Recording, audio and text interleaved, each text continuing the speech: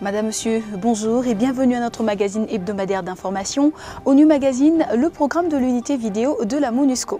République démocratique du Congo, la haut-commissaire des Nations Unies aux droits de l'homme reconnaît d'importants progrès réalisés par Kinshasa en matière de droits de l'homme. Madame Navi Pillay l'a souligné dans son nouveau rapport publié le 25 juin à Genève et à Kinshasa. Samedi 21 septembre, le monde a commémoré la Journée internationale de la paix. À cette occasion, plusieurs manifestations ont été organisées à travers le pays. À Kinshasa, la MONUSCO, en collaboration avec le gouvernement, a organisé une cérémonie au collège Boboto. Et pour clore cette édition, Madame, Monsieur, nous vous proposons une nouvelle rubrique intitulée Écho de l'Est, consacrée aux activités de la MONUSCO à l'Est de la RDC. Plus de détails à présent.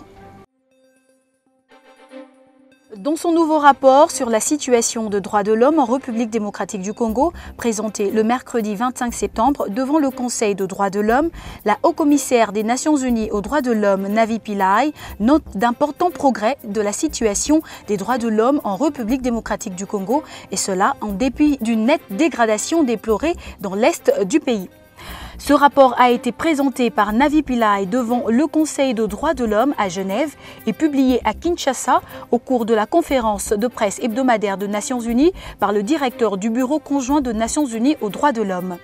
Scott Campbell a salué la promulgation de la loi portant création d'une commission nationale de droits de l'homme comme étant une avancée et apprécie les actions en justice engagées contre des agents de l'État auteurs des violations de droits de l'homme et des violences sexuelles.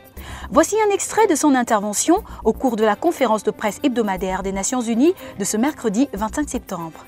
Aussi, dans ce rapport, le commissaire évalue les progrès réalisés dans la mise en œuvre des recommandations formulées par le commissariat et d'autres mécanismes des Nations Unies qui s'occupent de la RDC. Donc c'est un rapport qui donne un aperçu de la situation globale en RDC pendant cette période de à peu près 18 mois. Plusieurs manifestations ont été organisées à travers la République démocratique du Congo pour célébrer la Journée internationale de la paix. À Kinshasa, la MONUSCO a organisé en collaboration avec le gouvernement congolais une cérémonie à laquelle les membres du gouvernement, les corps diplomatiques et des élèves de certaines écoles de Kinshasa ont pris une part active au collège Boboto. Placée sous le thème « Éducation pour la paix », cette journée a connu également la participation des groupes folkloriques, des comédiens, des chants entonnés par les élèves des écoles invitées pour la circonstance avant les deux conférences débats retenues au programme. Prenant la parole au nom du patron de la MONUSCO, le représentant spécial adjoint du secrétaire général de l'ONU en charge de l'état des droits a expliqué le choix du thème retenu pour la journée. Cette année, la Journée internationale de la paix est célébrée sous le thème de l'éducation pour la paix. L'ONU nous invite à réfléchir au rôle que l'éducation peut jouer pour éduquer les citoyens du monde à la paix, gage d'un avenir meilleur. Car faut-il le souligner, l'éducation a le pouvoir de transformer les vies et peut donner au monde un avenir meilleur. Le choix de la thématique de cette année est guidé par le fait que l'une des cibles prioritaires des Nations Unies est la jeunesse. La jeunesse représente l'avenir et la participation et l'adhésion des jeunes est essentielle dans la conception et la mise en œuvre d'une culture de prévention de toute forme de violence. Au nom du gouvernement, le vice-ministre des Affaires étrangères, Célestin Tunda Yakasenda, a plaidé en faveur d'une culture de la paix, surtout en RDC où les hommes et les femmes subissent les affres de la guerre. Dans le cadre de la mise en œuvre de l'accord cadre pour la paix, la sécurité et la coopération pour la République démocratique du Congo, le mécanisme national de suivi a organisé le 18 septembre dernier au cercle Elaïs, en collaboration avec la MONUSCO, un atelier à l'intention des organisations de la société civile de Kinshasa. Cet atelier avait pour finalité d'associer les mouvements associatifs à la réflexion pour valider des indicateurs de performance relatifs à la réforme de l'armée, de la police et de la justice consécutive au secteur de la sécurité pour consolider l'autorité de l'État et le mécanisme de la décentralisation. De son côté, la MONUSCO s'engage à accompagner le gouvernement congolais dans ses engagements nationaux. S'agissant des engagements nationaux, la MONUSCO et les partenaires nationaux reste à la disposition de ses partenaires congolais afin de les accompagner dans la mise en œuvre de l'accord cadre et de leurs engagements nationaux. À cet égard, nous nous félicitons de la tenue de cet atelier qui s'inscrit dans l'esprit de collaboration et de partenariat qui a toujours animé les relations entre les Nations Unies et les autorités congolaises. En effet, une bonne coordination entre le mécanisme national de suivi, les différentes entités et tous les acteurs impliqués dans la mise en œuvre de l'accord est d'une importance capitale pour assurer la cohérence et la cohésion dans tout ce que nous faisons. Le comité exécutif du MNS a jugé utile d'organiser, avec le concours de la MONUSCO, un atelier de validation des travaux sur la définition des indicateurs de suivi et d'évaluation de performance. Distingués participants, l'activité à laquelle vous avez été conviés ce jour avait pour objectif principal d'élaborer de tels indicateurs de performance relatifs aux réformes de l'armée, de la police et de la justice, pour ce qui est du secteur de la sécurité et de la territoriale en ce qui concerne la consolidation de l'autorité de l'État ainsi que la décentralisation. Pour terminer cette édition, voici à présent une nouvelle rubrique intitulée Écho de l'Est, rubrique consacrée aux activités de la MONUSCO à l'Est de la RDC. Et pour ce premier numéro, nous vous présentons un condensé des temps forts sur la ligne de front, quelques heures seulement après la reprise de Kibati par les FARDC avec l'appui de la brigade d'intervention de la MONUSCO. Suivez. Village de Kibati. Il y a peu encore, il était occupé par les M23. Mais à ce 30 août 2013, il est quoi? Aucune âme qui vive.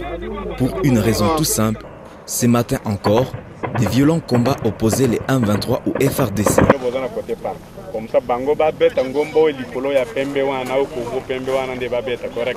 Seuls ces derniers, confiants et désormais maîtres des lieux, vont et viennent entre leur caserne et la colline dite des 3 antennes. Comment en est-on arrivé là? Retour sur les 10 jours où tout s'est joué. 21 août 2013. Alors que tout est calme, la situation sécuritaire se dégrade subitement au nord Kivu.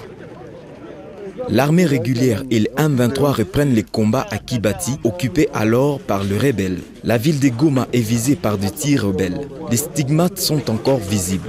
Il y a des morts et des blessés au sein de la population civile. La situation est si tendue que les commandants de la force de la MONUSCO, les commandants de la brigade d'intervention sont allés sur la ligne de front pour s'enquérir de la situation. Le représentant spécial du secrétaire général et chef de la MONUSCO, arrivé le 23 août, se rend aussi immédiatement sur la ligne des fronts. Il fallait pour Martin Kobler apprécier personnellement la situation sur le terrain et s'assurer de l'application effective du mandat de la MONUSCO, celui de protéger les civils. Nous avons le mandat, comme les Nations Unies, de défendre la population, de protéger les civiliens, les civils, et c'est pourquoi j'ai donné l'ordre de combattre les attaques. L'engagement de la MONUSCO ne doit souffrir d'aucune ambiguïté. C'est pour nous très important de démontrer la solidarité avec la population de Goma, avec la population qui vit dans une situation qui n'est pas paisible. Nous voyons ici une ville, un village qui est complètement vide à cause des combats qui se prennent place ici. Alors que la brigade d'intervention des Nations Unies passait à l'offensive aux côtés des FARDC, les hélicoptères de combat onusiens pilonnaient les positions du M23. La bataille fait rage. Le 24 août, d'autres obus tombent dans les faubourgs de Goma, occasionnant 3 morts et 2 blessés. Des centaines de personnes battent les pavés pour exprimer leur ras-le-bol et demander encore plus de fermeté de la part de la MONUSCO. Le chef de la MONUSCO lance alors un appel sur les ondes de la radio Okapi. En voici un extrait. Je vous appelle au calme et à la sérénité, de ne pas céder à la provocation, car cela renforcerait les ennemis de la paix. Je vous annonce que nous allons répondre fermement, énergétiquement, pour faire taire ce canon. Je vous demande alors de laisser la MONUSCO faire son travail car c'est la seule façon de nous aider à faire revenir à la sécurité dans et autour de Goma, ainsi qu'au Nord Kivu en général. Sur le terrain, les combats sont particulièrement violents. De blessés, dont certains graves, sont enregistrés au sein de FARDC et de Casques Bleus. Martin Kobler est allé à l'hôpital militaire de Goma pour témoigner aux blessés de l'armée régulière sa sympathie, les réconforter et les saluer pour leur abnégation. Les Casques Bleus blessés sont pris en charge par l'hôpital indien de la MONUSCO. Le représentant spécial s'est aussi rendu à leur chevet. La forte pression exercée par l'armée régulière, la brigade d'intervention et la brigade du Nord Kivu a obligé les rebelles à battre en retraite et abandonner leur position stratégique de la colline dite des 3 antennes. Aujourd'hui, seuls les FARDC sont visibles sur place. Si tu as récupéré 3 antennes, tu as récupéré Ngomba, Mibale, Yamoulaïa, Wanakibati, donc affaire Mokonandambo. C'est la fin de cette édition d'ONU Magazine. Merci de votre aimable attention et à la prochaine.